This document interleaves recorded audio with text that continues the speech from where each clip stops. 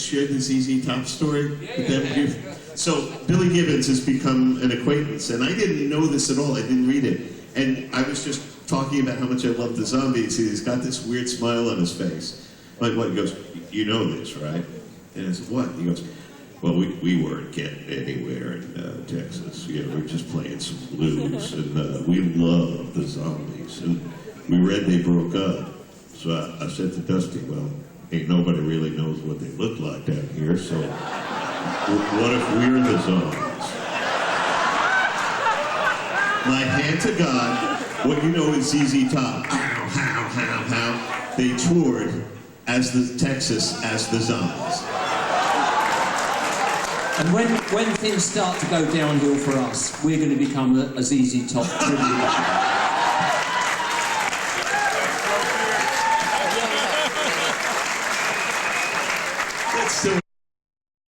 Still an oracle.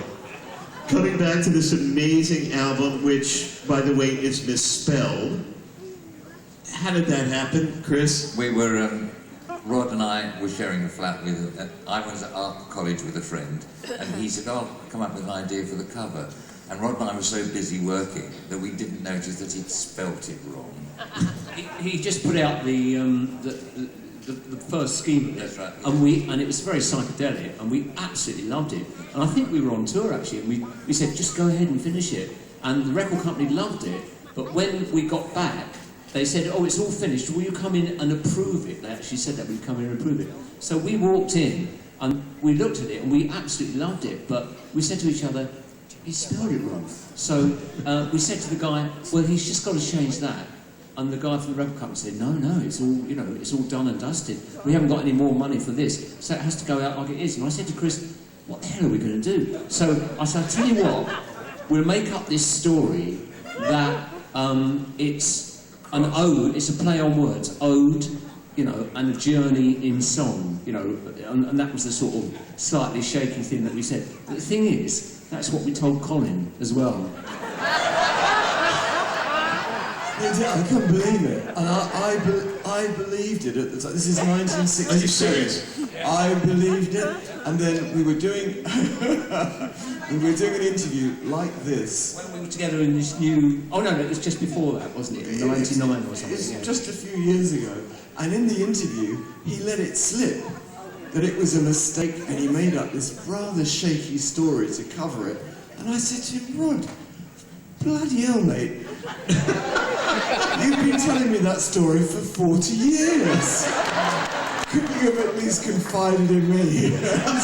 I'm singing the bloody thing. Yeah, I sang the whole bloody record and I believed the story. Never trust Rod Argent. But trust him about a great song, like Time of the Season, which one of the first interviews that I did, the man who sang it, Rock and Roll Hall of Famer Mr. Bloodstone over here, hated it. I didn't like it. I didn't hate it. I thought it was fairly ordinary, actually. And really? We felt the same thing about you. Well, the thing is that it was the last song that we recorded on the album. It was finished in the morning before we recorded it. So to be honest, I didn't really know the tune. So the fact that I didn't like it might be something to do with the fact I didn't even know the bloody tune. And we went into the studio and we were running out of time. And I remember when I was singing it, there was a big clock, right? There was a red light in front, so I knew we were recording. That was on my mind. Then there was a big clock and at Abbey Road you couldn't overrun. I knew we were running out of time. So I was panicking to get this thing right. Rod was in the control room and he was very kindly leading me through the song and saying the phrasing wasn't quite right. Colin, can you just try that again? Can we just get a little bit, and it's getting more and more heated. So can I use a little bit of language? Yes, you can. So I'm saying, listen, if you're so bloody clever, you bloody come in here and you bloody sing it. And he said to me, of course everyone can hear, this is in the control, it's not just me in here, everyone can hear. And he said to me, you're the bloody lead singer, you stand there till you get it bloody right. So this is what's going on in the background while I'm singing. It's the time of the season for loving.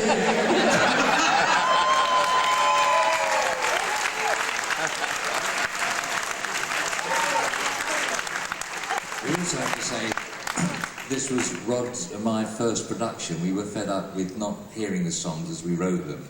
So that album is totally the first time we were producing. Where you were...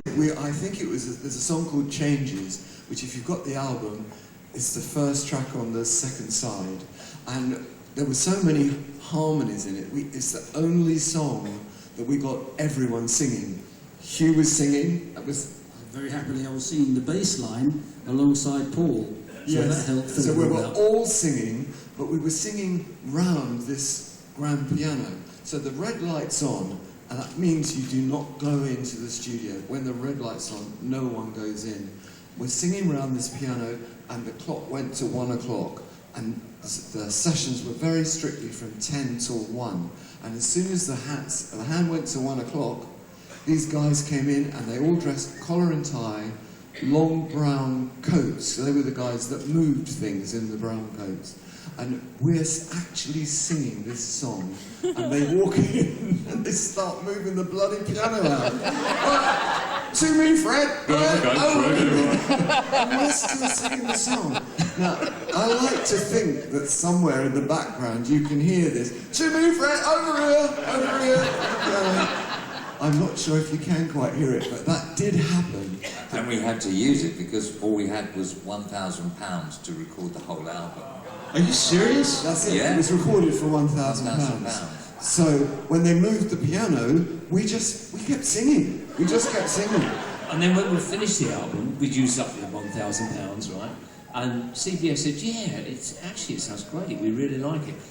Okay, stereo is becoming really important now. You've got to go and do some stereo mixes. And we looked at each other and we said, well, okay, we're not used to doing this, but we'll have a go. You know, it's the first time we'll be doing it. And we said, okay, can you book the studio? And they said, well, you've run out of budget. You'll have to pay for that yourselves.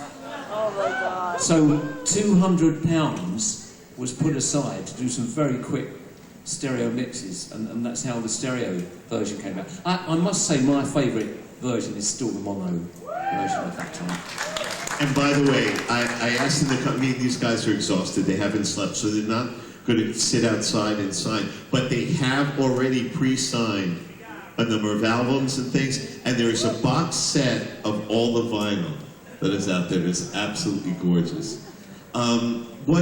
Chris, what about you guys? What's up for you after this? There is something in the pipeline. We're not allowed to say anything, but we are coming back to this country. That's all I'm just saying. And You can say who it's with, but you can't say the details. no, we can say it's a collaboration of some sort with Brian Wilson. Whoa! Well, now you've spilled like all the beans. I mean, we really... That's all we're allowed to say. It's Okay. a kind of collaboration with Brian Wilson, and we're really, really looking forward to it. That's going to be amazing. And hopefully this new album, you have more than £1,000, or is that always your max limit? No, we can't quite match £1,000 for this one. And change. Your music has meant so much to me, to all of us. It is a sound not just of our generation, but truly, I say it from my heart, the reason Odyssey and Oracle is alive and well and thrilling people, the sound you created, the music, the songs, the stories, are timeless. Thank you.